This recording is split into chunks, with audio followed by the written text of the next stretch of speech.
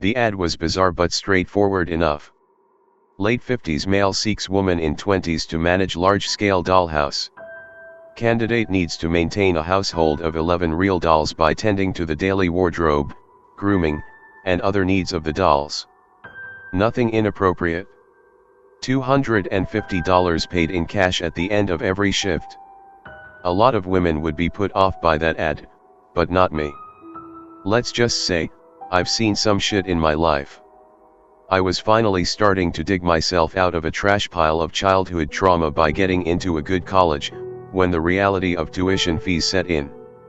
I needed a part-time job to stay afloat, and creepy sex doll man would have to be it. I tried calling the number on the ad, but nobody picked up.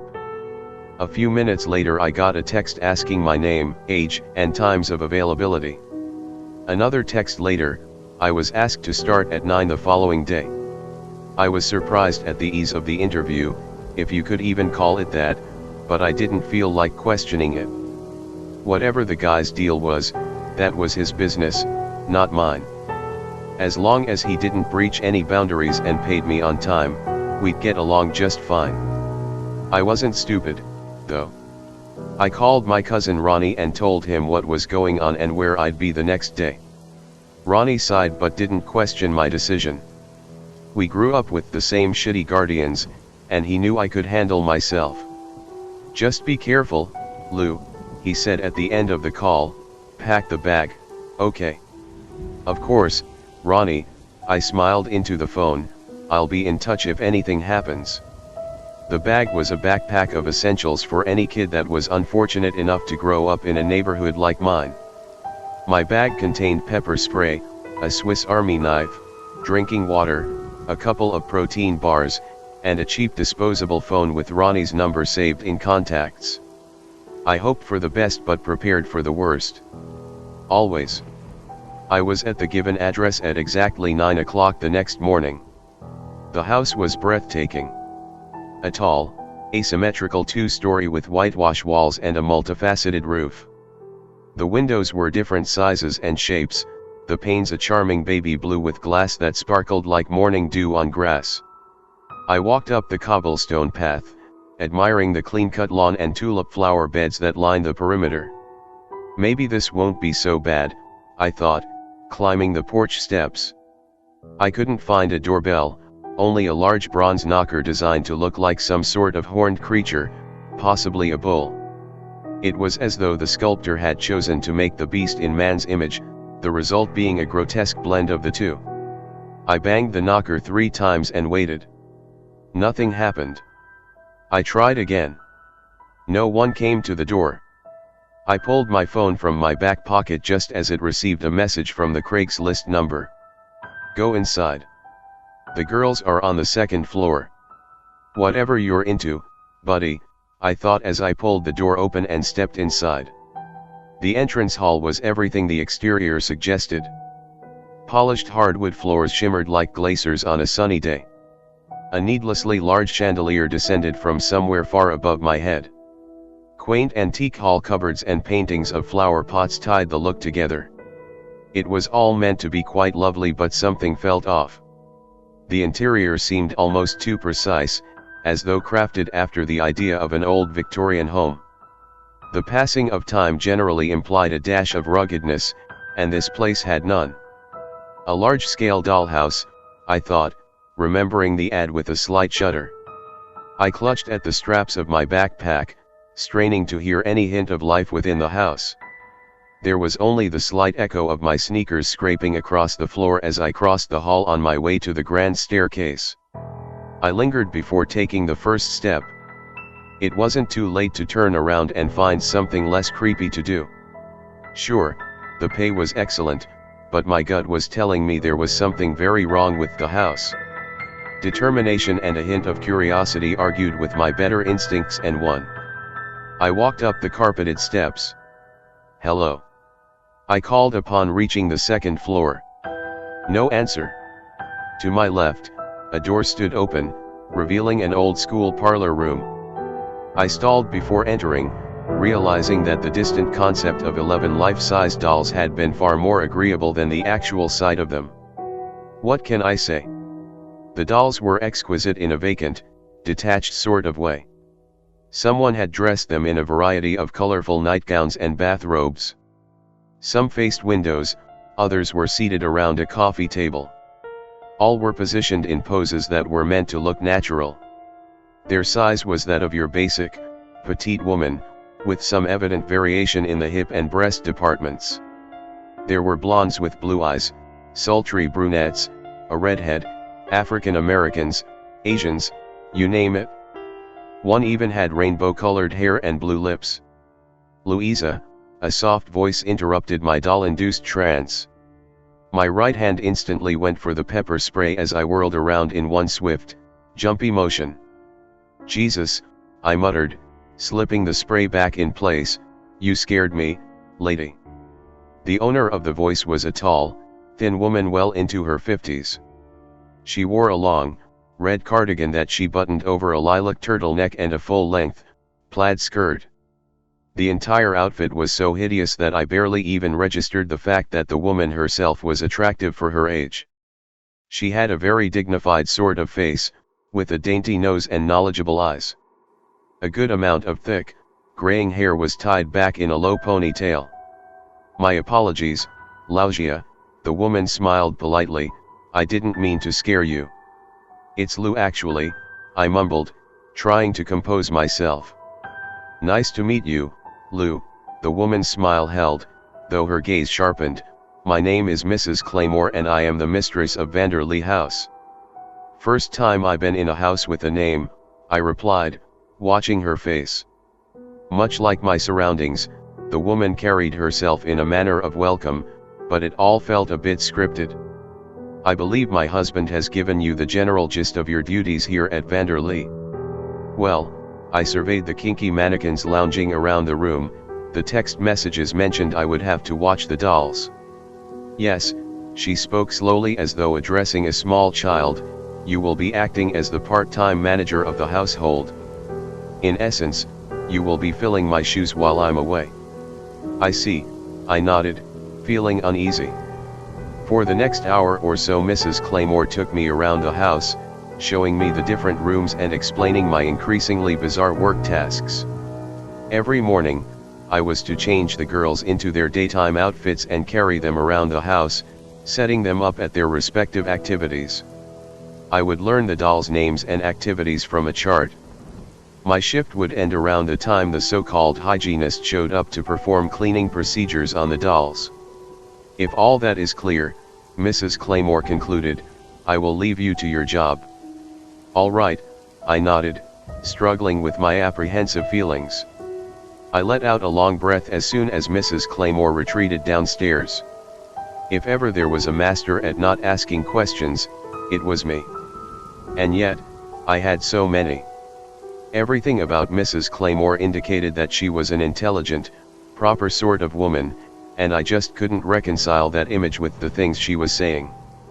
Was she unhinged? I half wished the husband had met me instead. A creepy old man with a sex doll fetish, while super gross, was something that I could understand and even turn a blind eye to. For the right amount of money, of course. But this? What the hell was this? Walking back to the parlor room, I felt my resolve strengthen. Late morning sunshine spilled in through the sheer curtains, illuminating the dolls in a cool, gray light. Not a single speck of dust could be seen in the rays. The dead eyes of the dolls reflected my mood. I studied the clipboard Mrs. Claymore had given me.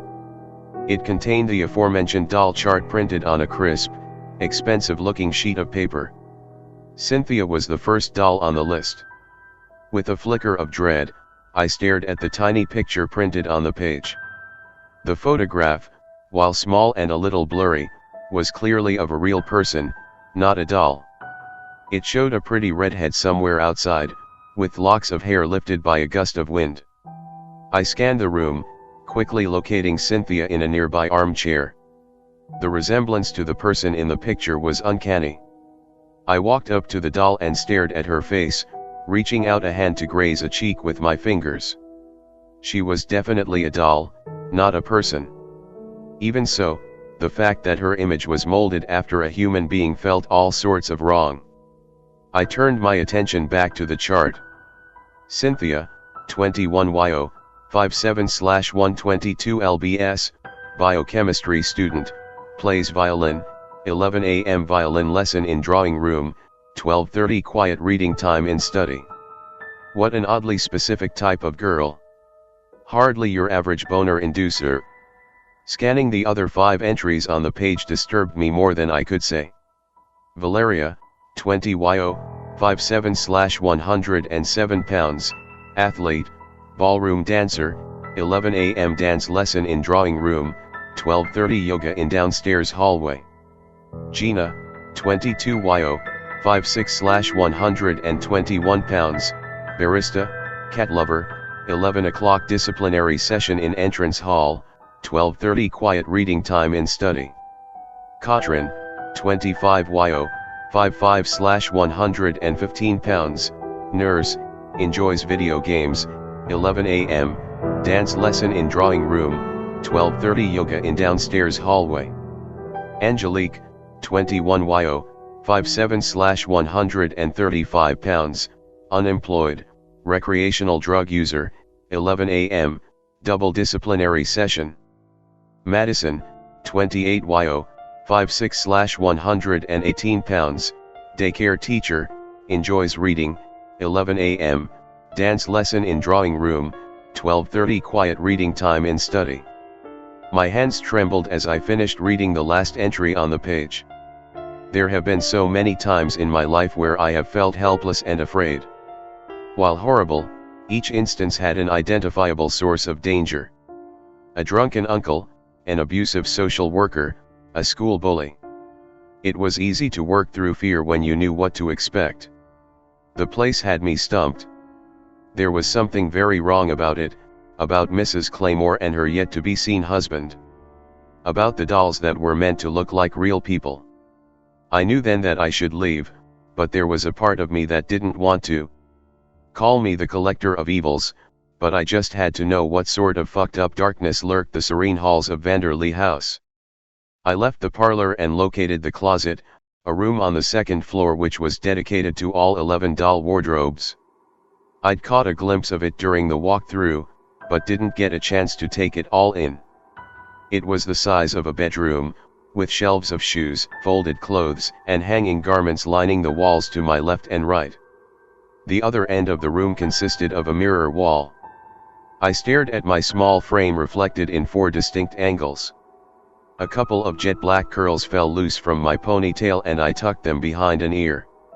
I looked very pale, not unlike a doll myself. That thought sent a visible shiver through my reflection. The shelves of the closet were an obsessive-compulsive dream come to life. Everything was sorted by clothing type and color. The chart hadn't specified what the dolls should wear, so I trusted my better judgment in picking the outfits. There were few modern garments available, but there was a large variety of basics that would look decent on most people. I pulled some items from the shelves and went to pick out the shoes. Not many options there either, mostly pumps. I was about to head back to the parlor when another glance at the mirrors revealed a detail I had very nearly missed. Though 3 of the full-length mirrors were visibly nailed to the wall, the one on the far right had no bolts in the corners of the frame. I tried wedging my fingers in the small crack between mirrors and pulling it, but that yielded nothing. After a second's thought, I tried pushing instead and the hidden door popped open. Inside was the first hint of the real Vanderlei. The mirror concealed a small, dusty room. A bare light bulb dangled from a wire, revealing unfinished concrete walls and stacks of moving boxes. I approached the nearest box and looked inside. It was filled with clothes, but they were nothing like the garments in the outer closet. These were trendy crop tops, boy shorts, cocktail dresses. A lump formed in my throat. I opened more, finding high heels, hoodies, sunglasses, watches, trinkets. I had to stop myself then. There were a lot of boxes and I didn't have time to ransack the place. Mrs. Claymore could find me at any moment, and I needed more proof of my growing suspicions. I walked out to the front closet, closing the mirror door behind me. I did my best to wipe away the fingerprints that revealed my intrusion. I reached for the phone in my back pocket so I could call Ronnie, and found that it was missing. Of course, I thought, reaching for the hidden zipper on the inner side of my backpack. I powered on the flip phone and auto-dialed Ronnie. He picked up on the first ring. "Code red," I whispered into the passe gadget. "I fucking knew it, Lou," Ronnie reprimanded. "I'll be there in 40, an hour tops. Keep safe." "Will do," I promised, replacing the cell before picking up the pile of clothes I'd selected for the dolls. Mrs. Claymore must have fished my phone out of my back jean pocket at some point during the walkthrough, but why? Was it to snoop on me, mess with me, potentially cause me harm? None of the answers quite fit the bill, but I had a feeling I would learn the truth soon enough. I made sure to keep calm as I walked back to the parlor room. There was no use for panic, I needed to keep my thoughts clear. I set down the pile of clothes on the coffee table and approached Cynthia. I lifted her arms and pulled her nightgown off. Putting her arms back at her side, I took a step back and surveyed the doll's body. There was no doubt in my mind that Cynthia was molded after a living, breathing young woman. While her body held true to the beauty standards of today, it was not perfect. Her large breasts hung low without the support of a push-up bra, and there was a birthmark to the right of her belly button. Again, I felt the need to reach out and feel her, to make sure that she wasn't alive. I placed my hand on her lean stomach. She felt plastic as ever. Room temperature, high-grade silicone, and yet there was an energy. I'd had that feeling before in museums, on school trips where I snuck away from the crowd and stared at some old army general's chair, or an early telephone set. I thought it was common, getting vibes from items, but Ronnie told me it wasn't. I didn't dwell on it much. To me, objects carried stories, just like people did. So what was Cynthia's? I placed my other hand in her palm and an overwhelming sense of sorrow erupted inside me. The force of it made me fall to the floor, laying my head on Cynthia's knees. I didn't let go of her, I couldn't. The doll was telling me her truth. One so awful that my limited imagination could only produce it in dull aches that ran through my body. The grief was insurmountable, and I let it flow through the both of us. "What did they do to you?" I asked, choking back tears. There was no reply as the immense darkness receded into heavy but manageable despair. It was then that I noticed the small tattoo on Cynthia's inner left wrist. It was a black stencil of the bull man I had seen on the entrance door of the Vanderlee house. I couldn't waste time. I had to gather as much information as possible before Ronnie showed up. I got up and started checking all the other dolls. Every one of them had the same tattoo. I picked up the doll chart, now fully convinced it was a list of victims. I needed to learn as much about them in the short amount of time I had left. Cynthia, Valeria, Gina, Katrin, Angelique, Madison. They were all here. Each headshot contained a girl outside, not a doll. They were real, but were they alive? I felt my breath falter as nausea threatened the scant contents of my breakfast. There were only 6 girls on this page. The truth hit me like a punch to the face as 11 sets of dead eyes stared at me. The link I always suspected, but couldn't prove. Until now. With shaky hands, I unclipped the piece of paper and flipped it over. There were 6 more entries on the back, but my eyes instantly went to the last one on the page. Right there, beside a tiny, pixelated photograph of me standing outside Vanderlee House that very morning, I read the following. Louisa, 20 YO, 54/115 LBS, ex tenebris lux, ex malo bonum, 11 AM, the hygienist.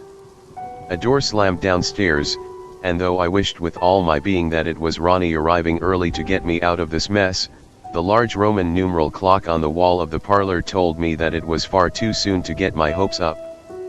Heavy footfall ascended the stairs in a slow, confident stride. Echoes of the intruder carried through the house and into the parlor. I picked up the pepper spray and rummaged around my backpack for the Swiss Army knife. I slipped the spray in my back pocket and held the knife on the inside of my palm so it was out of view. It was time for my appointment with the hygienist. This blue eye perceives all things conjoined. The past, the future, and the present.